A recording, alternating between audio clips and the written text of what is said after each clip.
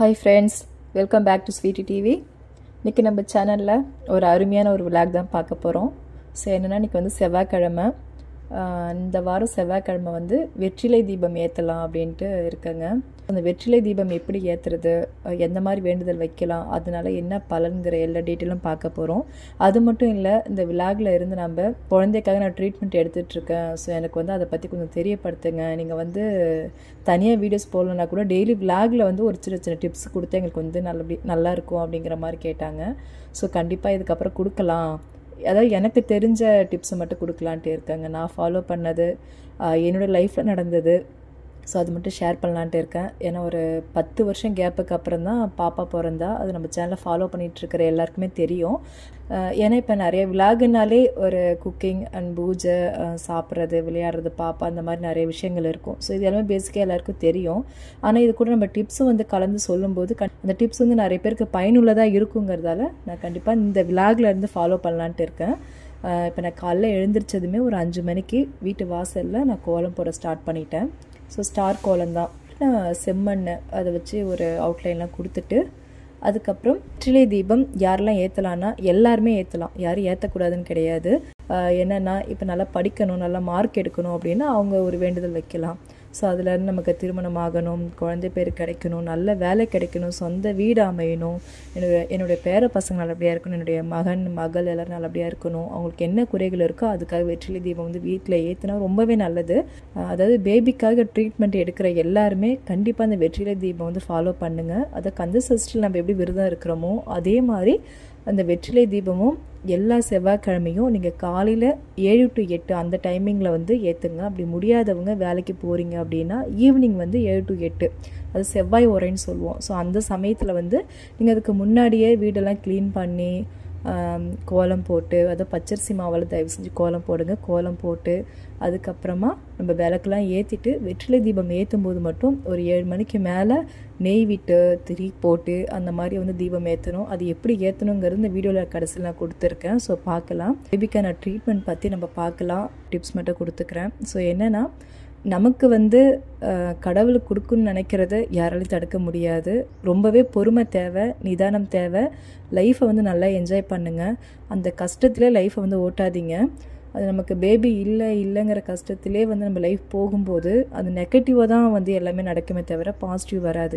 எனக்கு என்னைக்காக இருந்தாலும் கடவுள் வந்து எனக்கு பேபி கொடுப்பாரு, கண்டிப்பாக என் லைஃப்பில் இது நடந்தே தீருங்கிற நம்பிக்கையோடு ஒன்று ஃபாலோ பண்ணுங்கள். கண்டிப்பாக நீங்கள் என்ன நினைக்கிறீங்களோ அதுவாக தான் உங்கள் லைஃப் வந்து மாறும். அப்படி தான். ஸோ அதனால் பாசிட்டிவாக அப்படி நினைங்க. ஏன்னா நான்லாம் வந்து 10 வருஷத்துக்கு அப்புறம் கடவுள் வந்து கொடுத்தாரு எனக்கு அந்த வரம். அதனால் உங்களுக்கு வந்து 2-3 வருஷத்துலேயும் கொடுக்கலாம், இல்லை 6 மாதத்தில் கொடுக்கலாம், இல்லை உடனே கொடுக்கலாம். கொஞ்சம் எல்லாமே டைம் ஆகும். அவங்க காலம் சூழ்நிலைக்கு ஏற்ற மாதிரி எல்லாம் டைம் ஆகும். நீங்கள் வந்து ட்ரீட்மெண்ட் போகிறதுக்கு முன்னாடி இப்போ மேரேஜ் ஆகி ஒரு 1 வருஷம் ஆகுது, இல்லை ஒரு 3-4 வருஷம் ஆகுது அப்படின்னா என்னால் ட்ரீட்மெண்ட் பண்ண முடியல, நான் வேறு எதாவது வீட்டில் இருந்து எதாவது பண்ண முடியுமா அப்படின்னு கேட்டால் கண்டிப்பாக குழந்தைக்கான ட்ரீட்மெண்ட்டுங்கிறது ரொம்ப ரொம்ப முக்கியமானதுங்க. ஒரு வருஷம் வரைக்குமே இல்லைன்னா கண்டிப்பாக ட்ரீட்மெண்ட் போகணும். ஒருவேளை போக முடியாதவங்களுக்கு ஒரு சின்ன சின்ன டிப்ஸ் வந்து இந்த வீடியோவில் சொல்கிறேன்.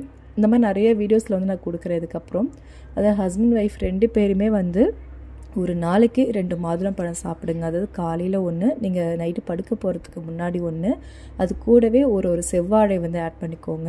செவ்வாழையில் அவ்வளோ ஒரு சத்து இருக்குது. அதாவது குழந்தைக்காக ட்ரை பண்ணுற எல்லாருமே வந்து ஹஸ்பண்ட் ஒய்ஃப் 2 பேருமே எடுத்துக்கலாம். என்னென்னா நம்மளுடைய கர்ப்பப்பை வந்து நல்லா பலப்படும். அது மட்டும் இல்லை ஜென்ஸுக்கு வந்து ஸ்பெர்ம் கவுண்ட்லாம் வந்து நல்லா இன்க்ரீஸ் ஆகும்.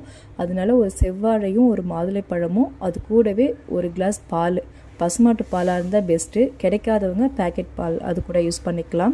முடிஞ்ச அளவுக்கு ஒயிட் சுகரை வந்து அவாய்ட் பண்ணிவிட்டு அதை கற்கண்டு அப்புறம் நாட்டு சர்க்கரை இந்த மாதிரி வந்து மோஸ்ட்லி ஃபாலோ பண்ணுங்கள். பேபி இருக்கிற வரைக்குமே சரி, இருந்ததுக்கு அப்புறமும் சரி. ஒயிட் சுகரை வந்து தயவு செஞ்சு அவாய்ட் பண்ணுங்கள். பிசிஓடியெலாம் வரதுக்கு காரணம் ஒயிட் சுகர் தான். ஸோ இன்றைக்கி லன்ச் வந்து பார்த்திங்கன்னா தயிர் சாதம், உருளைக்கிழங்கு பொரியல், பாப்பாவுக்கு கேரட் உருளைக்கிழங்கு வச்சு ஒரு சாதம். ஸோ இதுதான் இன்றைக்கி லன்ச்சு. ஸோ ரொம்ப சிம்பிளாக தான் ரெடி பண்ணேன். பாருங்கள், நான் 6 வருஷம் கிட்டே ட்ரீட்மெண்ட்டே எடுக்கலை. அப்போ வந்து நான் சென்னையில் இருந்ததால் அதுக்கான சூழ்நிலை எனக்கு இல்லை. சுத்தமாக ஒரு அமௌண்ட்டு ப்ராப்ளம், டாக்டரை போய் பார்க்குறதுக்கான அமௌண்ட் கூட என்கிட்ட கிடையாது. அதுக்கப்புறம் அரியலூர் வந்ததுக்கப்புறம் தான் கொஞ்சம் லைஃப் வந்து எல்லாம் மாறி அதுக்கப்புறம் ட்ரீட்மெண்ட் எடுத்து ரெகுலராக மெடிசன்ஸ் எடுத்து அதுக்கப்புறமும் வந்து நான் ஒரு 1.5 வருஷம் கிட்டே ட்ரீட்மெண்ட்லாம் விட்டுட்டு தான் நிறைய விரதங்கள் இருக்க ஸ்டார்ட் பண்ணேன். சாமி கும்பிட ஆரம்பித்தேன், நிறைய பண்ணேன். அதெல்லாம் அடுத்தடுத்து நான் ஷேர் பண்ணுறேன். ஸோ இது வந்து ரெகுலராக நான் இப்போ நான் சொன்ன டிப்ஸ் வந்து நீங்கள் ஃபாலோ பண்ணுங்கள்.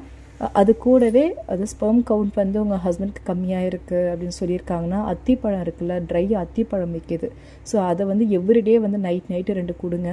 அதேமாரி பாதம், பிஸ்தா, அதுக்கப்புறம் கொஞ்சம் கசகசா இது எல்லாமே ரோஸ்ட் பண்ணிவிட்டு பவுடர் பண்ணி வச்சுக்கோங்க. இதை வந்து காலையிலையும் மாலையிலையும் ஒரு ஸ்பூன் வந்து நீங்கள் போட்டு ஆற்றி கொடுக்கலாம். இதெல்லாம் நல்லா வந்து இன்க்ரீஸ் ஆகும். உங்கள் கர்ப்பப்பைக்கும் ரொம்பவே நல்லதுங்க இது எல்லாமே. ஸோ அதனால் முடிஞ்ச அளவுக்கு ஃப்ரூட்ஸாக எடுத்துக்கோங்க. அதே மாதிரி சாப்பிடாமல் இருக்காதீங்க. காலை சாப்பாடு ரொம்ப ரொம்ப முக்கியம். நான்லாம் வந்து காலை சாப்பாடு அவாய்ட் பண்ணதாலே எனக்கு நிறைய ப்ராப்ளம் வந்துச்சு. அதனால் காலையில் உங்களால் அதிகமாக சாப்பிட முடியல கூட கொஞ்சம் ஹெல்த்தியானதாக கொஞ்சம் சாப்பிடுங்க. ஸோ இந்த பிளாங்கெட் வந்து பார்த்தீங்கன்னா நான் அமேசானில் வாங்கினேன். இது வந்து பாப்பா வந்து சூச்சு போகும்போது உள்ளே வந்து போகாது. நல்ல ஒரு சூப்பரான ஒரு பிளாங்கெட்டுங்க. கண்டிப்பாக அது குழந்தை வச்சுருக்கவங்களும் யூஸ் ஆகும். ஆனால் ரேட் வந்து பார்த்திங்கன்னா 1100. ஆனால் அந்த இது வரைக்கும் அந்த பெட் வந்து எதுவுமே வேஸ்ட் ஆகவே இல்லை. ஸோ நீங்கள் குழந்தை பிறந்துருச்சுன்னா நீங்கள் இந்த மாதிரி வாங்கி போட்டுருங்க. ஒரு 2 வயசு வரைக்குமே கண்டிப்பாக உங்களுக்கு யூஸ்ஃபுல்லாக இருக்கும். ரொம்ப சூப்பராக இருக்குது. ஒரு டைம் வாஷ் பண்ணி போட்டுக்கலாம். அந்தளவுக்கு நல்லாயிருக்கு. விழுந்துட போதுறேன். டே படிக்கட்டு.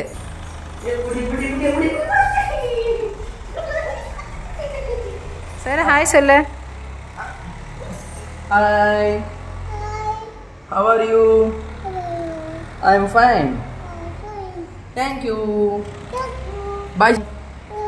Bye. Kai kami. அது சாப்பாடே இல்லைன்னாலும் ஃபுல்லாக மில்லட்ஸில் எடுத்துக்கோங்க. ஓட்ஸு, பார்லி, குதிரைவாலி அரிசி, திணை அரிசி இதெல்லாம் வந்து பொங்கல் மாதிரி இல்லை சாப்பாடு மாதிரி இல்லை தோசை மாதிரி ஊற வச்சு அரைச்சி இது மாதிரி தோசை மாதிரி இந்த மாதிரி ஹெல்த்தியாக எடுத்துக்கோங்க. காலை டிஃபன் ரொம்ப ரொம்ப முக்கியம். நம்ம கர்ப்பப்பை வந்து நல்லா வலு பெறணும்னா நீங்கள் ஃபுல்லாகவே மில்லட்ஸாக மாற்றுங்க. டெய்லி வந்து சிறுதானியத்தில் ஏதாவது ஒன்று நீங்கள் ஆட் பண்ணிக்கோங்க. அதுக்கப்புறம் நான் சொன்ன மாதிரி குதிரைவாலி, கம்பு, திணை இந்த மாதிரி ஏதாவது ஒன்று எடுத்துக்கோங்க ரெகுலராக. ஸோ இந்த டிப்ஸ்லாம் ஒன்று ஃபாலோ பண்ணிவிட்டு வாங்க. வேறு ஏதாவது ட்ரீட்மெண்ட் எடுக்கிறீங்க இல்லை ஏதாவது டவுட் இருக்குதுன்னா கண்டிப்பாக கமெண்ட்ஸில் சொல்லுங்கள். எனக்கு தெரிஞ்சிருந்தால் நான் ஷேர் பண்ணிக்கிறேன். ஸோ இப்போ என்னென்னா நான் வெற்றிலை தீபம் வந்து இப்போ ஏற்ற போகிறேன். பகல் ஃபுல்லாகவே மதியத்துக்கு வந்து தயிர் சாதம், உருளைக்கிழங்கு பொரியல், அப்புறம் சாப்பாடு, பாப்பாவுக்கு கேரட்டு, உருளைக்கிழங்கு, பாசிப்பருப்பு போட்டு சாப்பாடெலாம் வச்சு அவளுக்கு ஊட்டிட்டு இப்போ ஈவினிங் வந்து கரெக்டாக 6 மணி ஆகிடுச்சு. ஸோ நான் வந்து எல்லாமே ரெடி பண்ணி வச்சுட்டேன். வெத்தலையெல்லாம் 6 வெத்தலை வாங்கிட்டு வந்துட்டு நல்லா அலசிட்டு அதுக்கப்புறம் மஞ்சள் குங்குமம்லாம் வச்சுட்டு அகல் வச்சு அதில் நெய் விட்டு தீபம் போட போகிறேன். ஸோ உங்களுக்கு நெய் தேவைன்னா நம்ம குட் பேபி பிராண்டோட நெய் வந்து ரொம்ப சூப்பராக இருக்கும். ஸோ டிஸ்பிளே தெரிய நம்பருக்கு வந்து வாட்ஸ்அப் பண்ணுங்கள். பஞ்சுத்திரி நம்மக்கிட்ட அவைலபிளாக இருக்குது. ஸோ இந்த வேண்டுதல் வந்து நீங்கள் எத்தனை வாரம் ஏற்றணும் அப்படின்னா, அதாவது குழந்தைக்காக ட்ரை பண்ணுறவங்க இந்த வேண்டுதலை 12 செவ்வாய்க்கிழமை வந்து கண்டிப்பாக ஃபாலோ பண்ணுங்கள். அந்த 12 செவ்வாய்க்கிழமைக்குள்ளே உங்களுக்கு நல்ல ஒரு ரிசல்ட் தெரியும். இந்த 12 செவ்வாய்க்கிழமை நீங்கள் ஏற்றி முடிச்சதுக்கப்புறம் கண்டிப்பாக உங்களுக்கு வந்து அந்த முருகரே வந்து உங்களுக்கு மகனாக பிறப்பார். இது கண்டிப்பாக நடக்கும். இது நான் 100% அடித்து சொல்வேன். இது கண்டிப்பாக ஃபாலோ பண்ணுங்கள். இப்போ வந்து நான் பிரசாதமாக கற்கண்டு வச்சுருக்கேன். நீங்கள் கற்கண்டுன்னு இல்லை இதை நெய்வேதி எது வேணாலும் வச்சுக்கலாம். சக்கரை பொங்கல் இல்லை பால் ஒரு கிளாஸ் வச்சு நாட்டு சக்கரை போட்டு வைக்கலாம். அந்த மாதிரி எது வேணாலும் பண்ணலாம். பஞ்சத்திரியில் மோஸ்ட்லி தீபம் ஏற்றுங்க அன்னைக்கு. இப்போ நான் அதேமாரி வெத்தில வந்து ஃபுல்லாக மஞ்சள் குங்குமம்லாம் இந்த மாதிரி ப்ராப்பராக வச்சுட்டு பூ வச்சுட்டு இந்த மாதிரி ஏற்றணும். நான் என்ன பண்ணிவிட்டேன், பூ வந்து எனக்கு கம்மியாக தான் இருந்ததுங்களா, அப்புறம் நான் ரேமை போயிட்டு இடையில போய் வாங்கிட்டு வர சொன்னாங்க. நான் விளக்கு ஏற்றுனதுக்கப்புறம் பூ வைக்கிறேன். ஸோ நீங்கள் வந்து ஃபுல்லாக ஃபோட்டோஸ்க்கெலாம் பூ வச்சுட்டு அதுக்கப்புறம் தீபம் ஏற்றுங்க. அதேமாரி நாள் வந்து வீடு எப்போதும் க்ளீன் பண்ணிவிடுங்க. செவ்வாய்க்கிழமை அன்னைக்கு எதுவும் பண்ண வேண்டாம். இன்றைக்கி தீபம் இன்றைக்கி செவ்வாய்க்கிழமை ஏற்றுறீங்க, வெற்றிலை தீபம் ஏற்றுறீங்கன்னா அதாவது திங்கக்கிழமை நாளே வந்து வீட்டெல்லாம் சுத்தம் பண்ணி ரெடி பண்ணி வச்சுருங்க. பூஜையெல்லாம் நாளே ரெடி பண்ணிவிடுங்க. அப்போ தான் நம்ம மைண்ட் வந்து ரிலாக்ஸாக ரொம்ப ரிலீஃபாக இருக்கும் நம்ம சாமி கும்பிட்றதுக்கு. அன்றைக்கே எல்லாமே செய்யும்போது அவசரமாக வந்து ஒன்று செய்வோம் ஒன்று செய்ய மாட்டோம், எல்லாமே மறதி அதிகமாக இருக்கும். அதனால் நாளே ப்ராப்பராக ரெடி பண்ணி வச்சுட்டு கரெக்டாக அந்த 7 to 8 அந்த டைமிங்கில் வந்து நீங்கள் சாமி கும்பிட வந்து ரெடி ஆகிடுங்க. ஸோ நாங்களே ரெடி பண்ண பஞ்சதீப எண்ணெய் அதை வச்சு நான் எல்லாத்துக்கும் எண்ணெய் ஊற்றிட்டு வெற்றிலை தீபம் மட்டும் நெய்யில் ஏற்றுறேன். ஸோ பஞ்சதீப எண்ணெய்ங்கிறது ரொம்ப எஃபெக்டிவானதுங்க. நம்ம குலதெய்வ வழிபாட்டுக்கெலாம் ரொம்ப ரொம்ப சிறந்தது. அதே மாதிரி நீங்கள் அந்த செவ்வாய்க்கிழமை வந்து வெற்றிலை தீபம் ஏற்றும் போது 3 அமாவாசை உங்கள் குலதெய்வ கோவிலுக்கு போயிட்டு ஒரு தீபம் போட்டு ஒரு அர்ச்சனை பண்ணிவிட்டு வாங்க. எனக்கு வந்து நான் அந்த வெற்றிலை தீபம் ஏற்றி 12 வாரம் முடிக்கிறதுக்குள்ளே எனக்கு நீங்கள் வந்து குழந்தைய கொடுங்கப்பா, பையனோ பொண்ணோ, எனக்கு வந்து ஒரு ஆரோக்கியமான ஒரு அறிவான ஒரு குழந்தைய கொடுங்க அப்படின்னு சொல்லி உங்கள் வேண்டுதலை 3 அமாவாசை உங்கள் குலதெய்வ கோயிலுக்கு கண்டிப்பாக போயிட்டு வாங்க. இது சத்தியமாக நடக்கும், நான் அடித்து சொல்கிறேன். அதாவது எதுவுமே நம்ம முழுமையாக நம்பி செய்யணும், அரைகுறையாக வந்து நம்பக்கூடாது. அதுவே இது நடக்குமோ நடக்காதோ, இது நம்ம இத்தனை நாள் பண்ணிட்டோம் இதுக்கப்புறம் இல்லையா அப்படின்ட்டு நீங்கள் நினைக்காதீங்க. நீங்கள் 12 வாரம் முடித்ததுக்கப்புறம் கண்டிப்பாக அந்த ஒரு ரிசல்ட் வந்து உங்களுக்கு தெரியும். இது வரைக்கும் நீங்கள் ட்ரீட்மெண்ட்டே போகலனாலும் அதுக்கான சூழ்நிலை இல்லைனாலும் முருகரே அதை வந்து எல்லாமே உங்களுக்கு உருவாக்குவார். இதுக்காக இல்லை நான் வந்து ஒரு வீடு கட்டணும், ஒரு கடன் இருக்குது, கடன் அடையணும், எனக்கு வந்து மேரேஜ் நடக்கணும், நல்லா படிக்கணும், நல்லா மார்க் வாங்கணும், இந்த மாதிரி நினைக்கிறவங்க எல்லாருமே இந்த தீபத்தை வந்து ஃபாலோ பண்ணலாம். 12 வாரம் ரெகுலராக 12 செவ்வாய்க்கிழமை வந்து ஏற்றிட்டு வாங்க. ஸோ நம்ம வந்து இப்போது தீபம்லாம் ஏற்றிட்டு தீப தூப ஆரத்திலாம் காமிச்சிட்டு அதுக்கப்புறம் நம்ம கந்த சஷ்டி கவசம் படித்தா ரொம்ப நல்லது. ஒருவேளை படிக்க முடியலன்னா மொபைலில் ஆன் பண்ணி வச்சுட்டாவது கேளுங்க. ஓம் முருகா போற்றி, முருகா போற்றின்னு சொல்லுங்கள், இல்லை ஓம் சரவண பவா போற்றின்னு சொல்லுங்கள். இந்த மாதிரி ஏதோ ஒரு மந்திரம் உங்களுக்கு தெரிஞ்சதை சொல்லுங்கள். கந்த சஷ்டி படிக்க முடிஞ்சால் ரொம்ப ரொம்ப நல்லது. மெனக்கட்டு ஒரு 20 நிமிஷம் உட்காந்து கொஞ்சம் நிதானமாக பொறுமையாக படித்து வாங்க. கண்டிப்பாக அந்த ஒரு ரிலாக்ஸ் கிடைக்கும் உங்களுக்கு. அன்றைக்கி பூஜை பண்ணதுக்கப்புறம் ஒரு பெரிய திருப்தியாக உங்களுக்கு கிடைக்கும். அதெல்லாம் வந்து பண்ணி பார்த்தா தான் அதெல்லாம் உணர முடியும்னு வச்சுக்கோங்களேன். அப்படி தான்.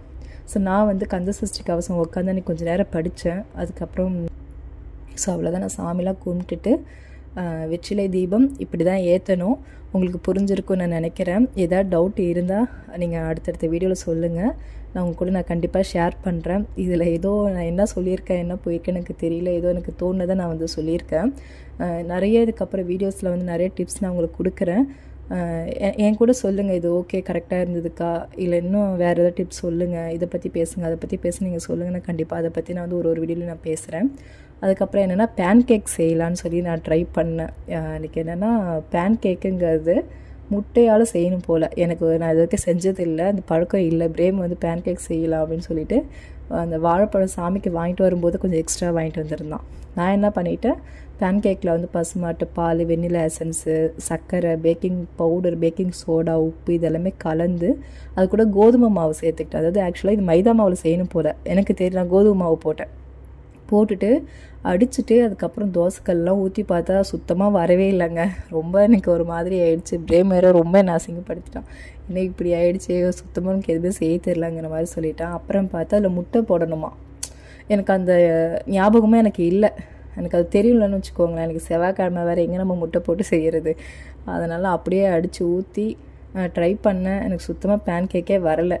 சரி இன்னொரு நாள் வந்து ட்ரை பண்ணலாம், கம்மியாக ட்ரை பண்ணி பார்க்கலாம் அப்படின்ட்டு அப்புறம் விட்டுட்டேன். அதாவது இந்த நான்ஸ்டிக் தவாவில் ட்ரை பண்ணேன், அந்த வானில் ட்ரை பண்ணேன், அப்புறமா ஆப்பம் செய்கிற அந்த கடாய், இது ரொம்ப கொடுமை. இதுலேயும் ட்ரை பண்ணி பார்த்துட்டேன். என்னென்னா நான்ஸ்டிக்கில் ஊற்றுனா தான் ஒட்டாமல் வரும்னு அந்த இதில் நெட்டில் போட்டிருந்ததுங்களா, அதனால் ஒரு நான்ஸ்டிக்காக எடுத்து நானும் செக் பண்ணி பார்த்தேன். கடைசி வரைக்கும் ஒன்று கூட வரலைங்க. சரி பாப்பாவுக்கு ஒன்று செஞ்சு கொடுக்கலான்னு ட்ரை பண்ணேன், அது ஃபெயிலியர் ஆகிடுச்சு.